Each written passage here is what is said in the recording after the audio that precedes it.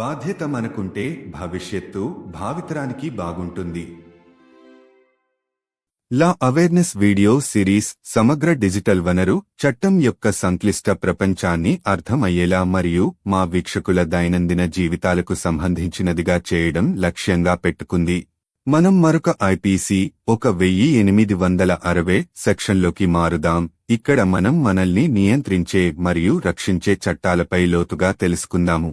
Indian penal code 1860 లేదా IPC 1860లోని section 61 ఆస్తి జప్తు శిక్ష అనే ఆలోచన చుట్టూ తిరుగుతుంది.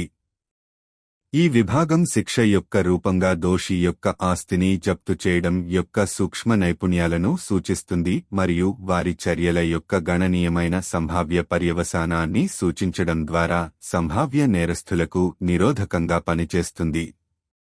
ఐపీసీ సెక్షన్ 61 ఇలా పేర్కొంది: హైకోర్టులు మరియు సెషన్స్ న్యాయమూర్తులు ఉత్తీర్ణులయ్యే వాక్యాలు. అంటే హైకోర్టులు మరియు సెషన్స్ న్యాయమూర్తులు ఆమోదించే వాక్యాలు. అటువంటి కోర్టు మరియు న్యాయమూర్తులు చట్టం ద్వారా అధికారం పొందిన ఏదైనా శిక్షను విధించవచ్చు. వివరణాత్మక వివరణ 1. ఉన్నత న్యాయస్థానాలకు అధికారం కల్పించడం.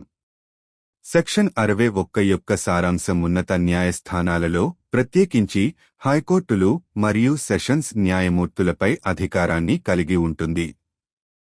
సంబంధిత కేసుల్లో ఆస్తిని జప్తు చేయడంతో సహా చట్టం ఆంక్షలు విధించే ఏదైనా శిక్షను విధించే అధికారాన్ని ఈ నిబంధన వారికి మంజూరు చేస్తుంది. 2. జప్తు యొక్క ప్రాముఖ్యత. ఆస్తిని జప్తు చేయడం బహుళ ప్రయోజనాలకు ఉపయోగపడుతుంది. ఇది ఒక రకమైన శిక్షగా పనిచేస్తుంది. నేరాలకు పాల్పడేవారు ఆర్థిక లేదా ఆస్తి సంబంధిత పరిణామాలను ఎదుర్కొంటారని నిర్ధారిస్తుంది.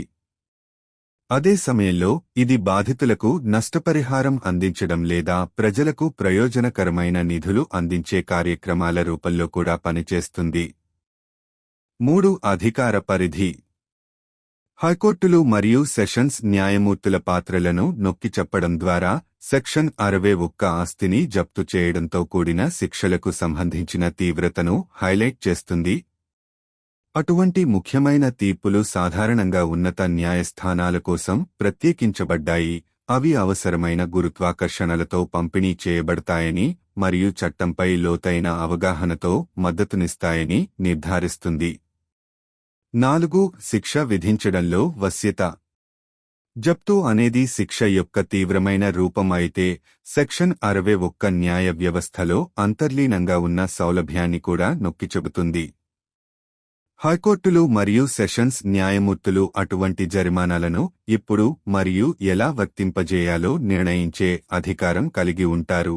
అవి న్యాయంగా మరియు తగిన సందర్భాలలో మాత్రమే ఉపయోగించబడుతున్నాయని నిర్ధారిస్తుంది. 5. సంభావ్య నేరస్థులకు నిరోధం.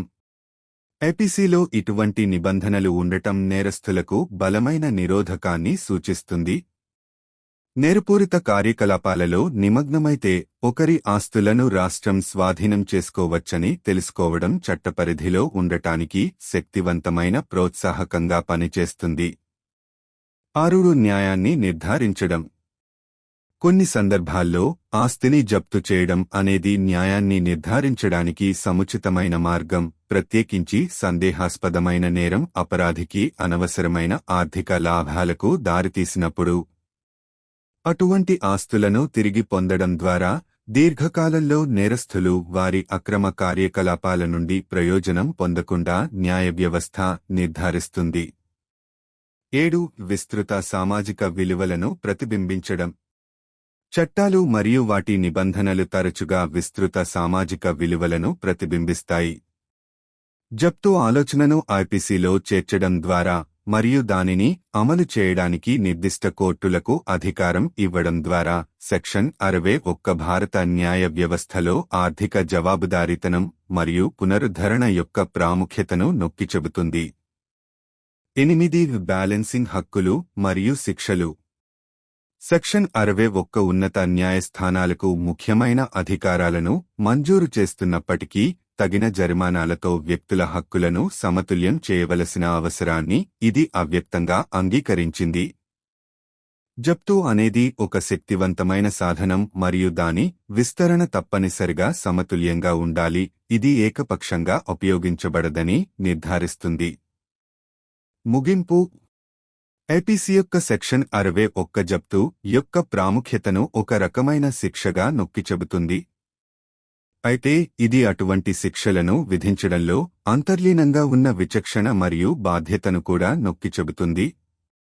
న్యాయ వ్యవస్థలోని ఉన్నత స్థాయిలో అధికారాన్ని అప్పగించడం ద్వారా అనుభవం మరియు చట్టంపై లోతైన అవగాహనతో జప్తు గురించి నిర్ణయాలు న్యాయబద్ధంగా తీసుకోబడతాయని నిబంధన నిర్ధారిస్తుంది. అటువంటి నిబంధనల ద్వారా ఐపీసీ న్యాయ వ్యవస్థ యొక్క విస్తృత లక్ష్యాలను వివరిస్తుంది. తగిన జరిమానాలను అందించడం, న్యాయాన్ని నిర్ధారించడం మరియు వ్యక్తిగత హక్కులు మరియు సామాజిక అవసరాల మధ్య న్యాయమైన సమతుల్యతను కొనసాగించడం. ఇది న్యాయ వ్యవస్థ యొక్క బహుముఖ స్వభావాన్ని ప్రదర్శిస్తుంది, ఇక్కడ ఆర్థిక మరియు ఆస్తి సంబంధిత పరిణామాలు ఇతర రకాల శిక్షలతో పాటు ఉన్నాయి, సమిష్టిగా చట్టం మరియు సామాజిక క్రమాన్ని సమర్థించడం కోసం పనిచేస్తాయి. బాధ్యత మనకుంటే భవిష్యత్తు భావితరానికి బాగుంటుంది.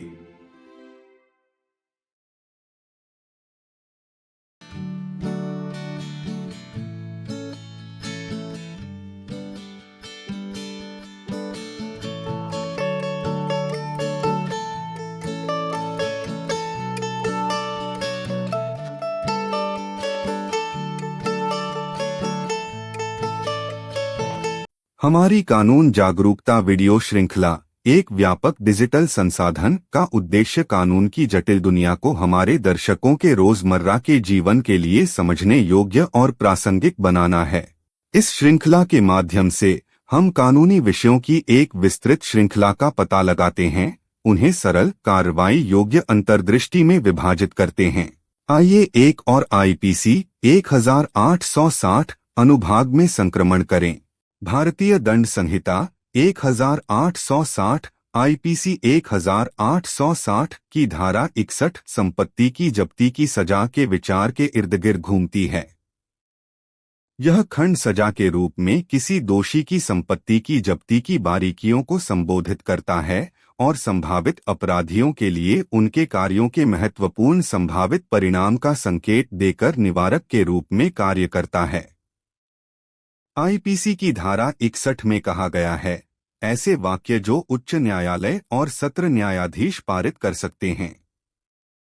ऐसे वाक्य जो उच्च न्यायालय और सत्र न्यायाधीश पारित कर सकते हैं। ऐसे न्यायालय और न्यायाधीश कानून द्वारा अधिकृत कोई भी वाक्य पारित कर सकते हैं। विस्तृत विवरण। 1. उच्च न्यायालयों को सशक्त बनाना। धारा 61 का सार उच्च न्यायालयों, विशेष रूप से उच्च न्यायालयों और सत्र न्यायाधीशों को अधिकार प्रदान करना है। यह प्रावधान उन्हें कानून द्वारा स्वीकृत कोई भी सजा देने की शक्ति देता है, जिसमें प्रासंगिक मामलों में संपत्ति की जब्ती भी शामिल है। 2. जब्ती का महत्व। संपत्ति की जब्ती कई उद्देश्यों को पूरा कर सकती है। यह सजा के एक रूप के रूप में कार्य करता है। यह सुनिश्चित करता है कि जो लोग अपराध करते हैं उन्हें वित्तीय या संपत्ति संबंधी परिणामों का सामना करना पड़ता है। इसके साथ ही यह पुनर्स्थापन, संभावित रूप से पीड़ितों को मुआवजा देने या जनता के लिए लाभकारी कार्यक्रमों के वित्तपोषण के रूप में भी कार्य करता है। 3. क्षेत्राधिकार का महत्व। उच्च न्यायालयों और सत्र न्यायाधीशों की भूमिकाओं पर जोर देकर धारा 61 संपत्ति की जब्ती से जुड़ी सजाओं से जुड़ी गंभीरता पर प्रकाश डालती है। ऐसे महत्वपूर्ण निर्णय आम तौर पर उच्च न्यायालयों के लिए आरक्षित होते हैं, यह सुनिश्चित करते हुए कि वे आवश्यक गंभीरता के साथ दिए जाते हैं और कानून की गहरी समझ से समर्थित होते हैं। 4. सजा में लचीलापन। जबकि जब्ती सजा का एक गंभीर रूप है, धारा 61 न्याय प्रणाली में निहित लचीलेपन पर भी जोर देती है। उच्च न्यायालयों और सत्र न्यायाधीशों के पास यह तय करने का अधिकार है कि ऐसे दंड कब और कैसे लागू किए जाएं, यह सुनिश्चित करते हुए कि उनका उपयोग विवेकपूर्ण तरीके से और केवल उचित संदर्भों में किया जाए। 5 संभावित अपराधियों के लिए निवारण। आईपीसी में ऐसे प्रावधानों की मौजूदगी ही संभावित अपराधियों के लिए एक मजबूत निवारक संकेत देती है।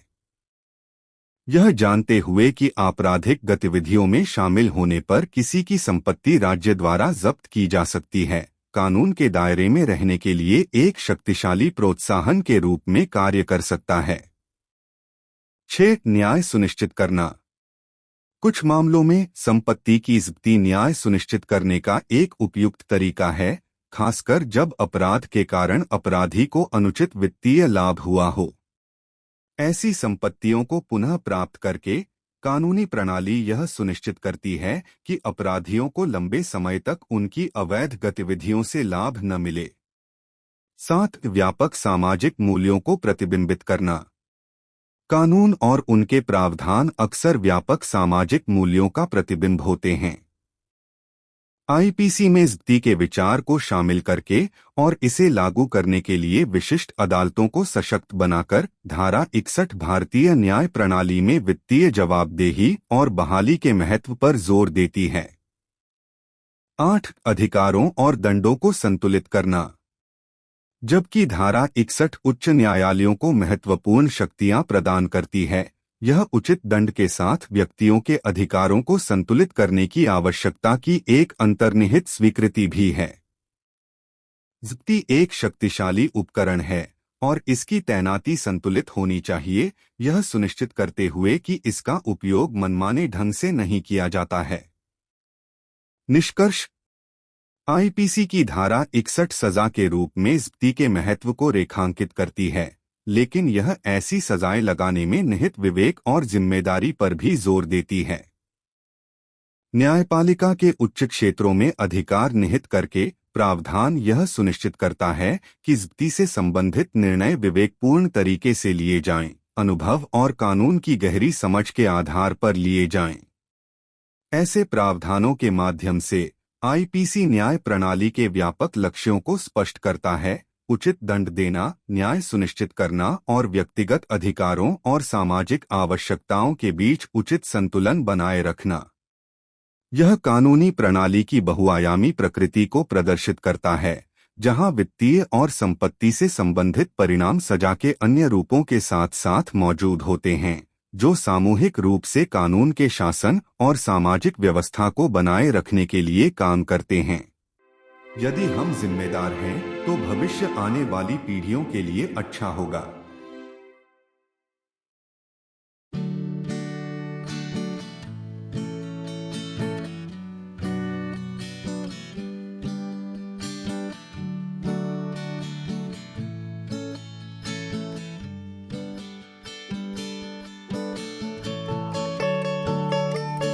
Our Law Awareness video series, a comprehensive digital resource, aims to make the complex world of law understandable and relevant to the everyday lives of our viewers. Through this series, we explore a wide range of legal topics, breaking them down into simple, actionable insights. Let's transition into another IPC 1860 section, where we'll dive deeper into the laws that govern and protect us. Section 61 of the Indian Penal Code, 1860, IPC 1860, revolves around the idea of a sentence of forfeiture of property. This section addresses the nuances of the forfeiture of a convict's property as a form of punishment and serves as a deterrent for potential criminals by indicating a significant potential consequence of their actions. IPC Section 61 states, sentences which high courts and sessions judges may pass. Underscore sentences which high courts and sessions judges may pass. Such court and judges may pass any sentence authorized by law. Elaborated description. 1. Empowering higher courts. The essence of Section 61 is investing authority in higher courts, specifically the high courts and sessions judges. This provision grants them the power to impose any sentence that the law sanctions, which includes forfeiture of property in relevant cases. 2. The significance of forfeiture. Forfeiture of property can serve multiple purposes. It acts as a form of punishment, ensuring that those who commit crimes face financial or asset-related consequences. Simultaneously, it also acts as a form of restitution, potentially compensating victims or funding programs beneficial to the public. 3. Jurisdictional importance. By emphasizing the roles of high courts and sessions judges, Section 61 highlights the severity associated with sentences involving forfeiture of property. Such significant judgments are typically reserved for higher courts, ensuring that they are delivered with the necessary gravitas and backed by a deep understanding of the law. 4. Flexibility in sentencing. While forfeiture is a severe form of punishment, Section 61 also underscores the flexibility inherent in the justice system. High courts and sessions judges have the authority to decide when and how to apply such penalties, ensuring they are used judiciously and only in appropriate contexts. 5. Deterrence for potential criminals. The very presence of such provisions in the IPC signals a strong deterrent for would-be criminals. Knowing that one's assets could be seized by the state if they engage in criminal activities can act as a powerful incentive to remain within the law's confines. 6. Ensuring justice. In some cases, the forfeiture of property is an apt way to ensure justice, particularly when the crime in question led to undue financial gain for the offender. By reclaiming such assets, the legal system ensures that criminals don't benefit from their illicit activities in the long run. 7. Reflecting broader societal values. Laws and their provisions are often a reflection of broader societal values. By incorporating the idea of forfeiture into the IPC and empowering specific courts to enforce it, Section 61 emphasizes the importance of financial accountability and restitution in the Indian justice system. 8. Balancing rights and punishments. While Section 61 grants significant powers to higher courts, it's also an implicit acknowledgement of the need to balance individuals' rights with appropriate penalties. Forfeiture is a powerful tool, and its deployment must be balanced, ensuring that it's not used arbitrarily. Conclusion. Section 61 of the IPC underscores the importance of forfeiture as a form of punishment, but it also emphasizes the discretion and responsibility inherent in imposing such sentences. By vesting authority in the higher echelons of the judiciary, the provision ensures that decisions around forfeiture are taken judiciously, backed by experience and a deep understanding of the law. Through such provisions, the IPC articulates the broader goals of the justice system, delivering appropriate penalties, ensuring justice, and maintaining a fair balance between individual rights and societal needs. It showcases the multifaceted nature of the legal system, where financial and asset-related consequences exist alongside other forms of punishment, collectively working to uphold the rule of law and societal order. If we are responsible, the future will be good for the future generations.